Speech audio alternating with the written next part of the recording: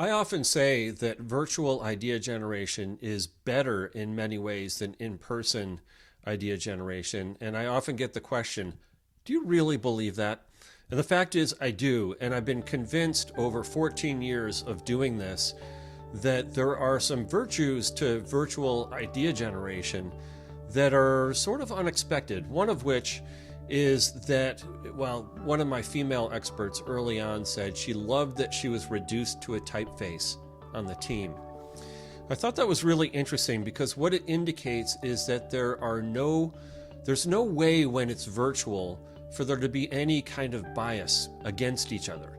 You're not in the same room. There is no chance for racial bias or gender bias or any other kind of bias that can get in the way of your listening and get in the way of your respect for the concepts that come up organically in the process. When you're reduced to a typeface, it's all about the ideas, and that's it. So that's one. Number two, as far as a virtue of virtual idea generation, is the fact you can invite anybody in the world to a session.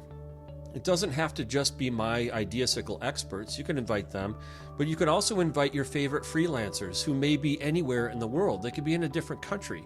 Or maybe your employees. You might want to do a combination therein, where maybe it's a couple of my Ideasicle experts, one of your freelancers that you really like, and one of your employees who really understands the category or the topic or whatever.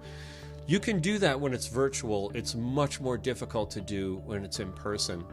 Third, there's a thing called the online disinhibition effect. And this term was coined to describe the vitriol we see in social media. And what it's about is this lack of restraint that people feel when they're communicating online.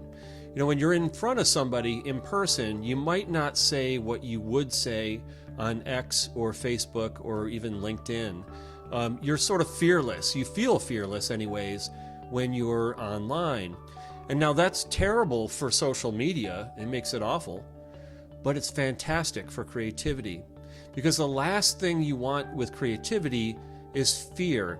And so this online disinhibition effect actually makes the team feel fearless and they take more chances with their posts. So there you have it. 3 reasons why I think virtual is better than in person. That's my story, and I'm sticking to it.